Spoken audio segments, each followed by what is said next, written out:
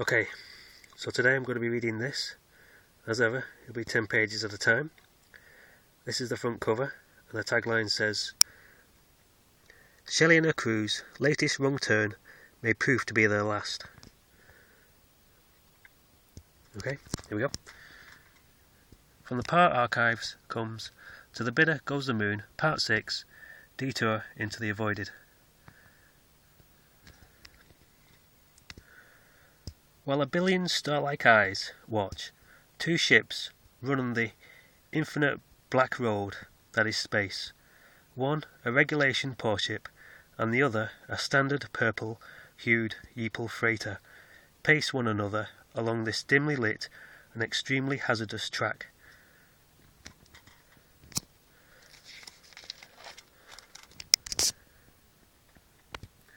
Both ships and their crews travel to become the murderers of a creature called p.a.w. for its vast and callous crimes against the planet and its people, dear to the pilot of the rose-tinted ship. This task has been made slightly easier by the capture of one of p.a.w.'s genetically engineered assassin creatures, caught alive on a recent adventure and now being held on the revenging Yeeple's surging craft. What are you doing here? Shouldn't you be in the back, watching that Danat thing? It's sleeping. Maybe it's pretending to sleep, to get you out of the room so it can perform its escape plan. Or maybe it's sleeping because I've overfed it again. Again? Our prisoner gets better treated than me. No, it doesn't. By the way, supper's called off again tonight. Not enough rations to go around. So have you got any useful information out of it, at the very least?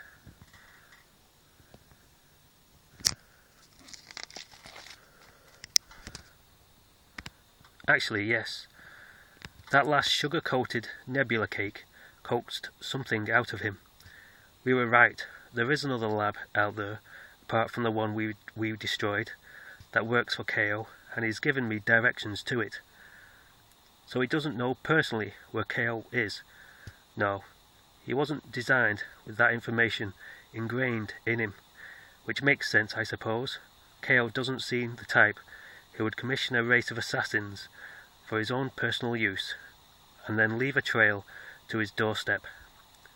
Our best bet is to probably go to this lab, con our way in, and extract p.a.w.'s address from either the lab workers or the computers there. Alright, if that's the only avenue open to us, I'll contact Shelley as to our next move.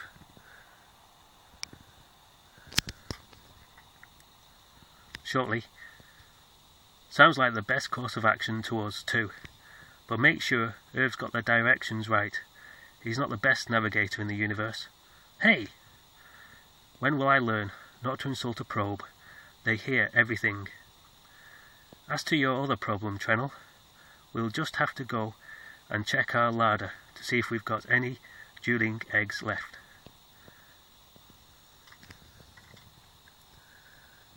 After a short blaze across the white, speckled blackness, the two ships reached their destination and discovered Danats aren't born liars, as they are confronted with a lab identical to the one they blasted apart several months ago.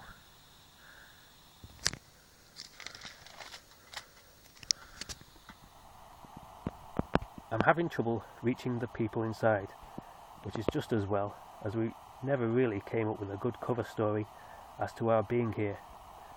Are you having any luck, Trenel? None. Could we be lucky enough to have turned up while everybody was away and all the computers were left on? You've been with us since just after the beginning, Trenel. Would you say we enjoyed a fair amount of luck? No, I suppose not.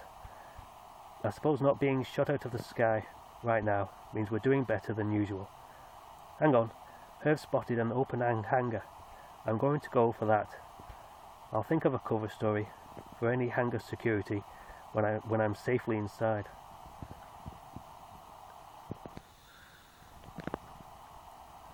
The freighter slows its engines and begins its descent into the orbiting building's seemingly welcome open hangar.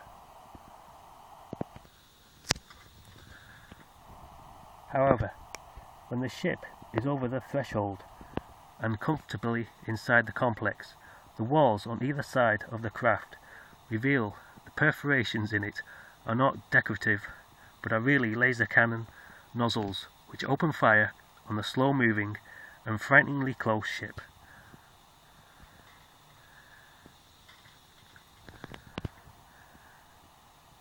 The Yeeple craft is torn, split, and ripped apart from the frenzied surprise attack, with so much laser fire bouncing from wall to wall.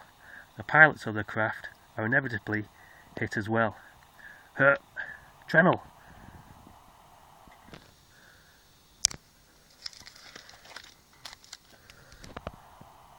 As Earth leaps to Trenel's aid, his sensitive, translucent head also receives a blast of laser.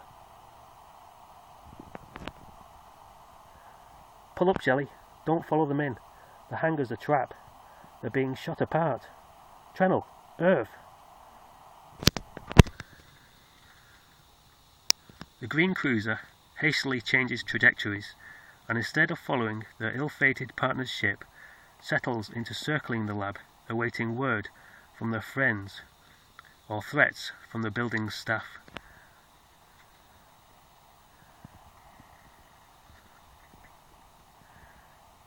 Get on the shortwave radio, scan for life, peer out of the window, just tell me they're still alive.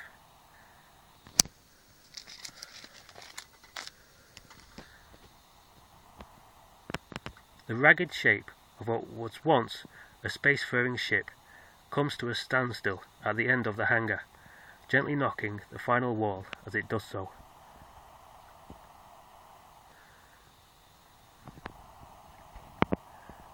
As smoke, fumes, and various liquids leak out, the Danat prisoner climbs out of the wreckage. Knowing about the deadly hangar devices, he survived the assault by lying on the floor after his bonds had been severed by the laser blasts. Okay, leave it there. Carry this on in part 2. So I'll see you all on that one.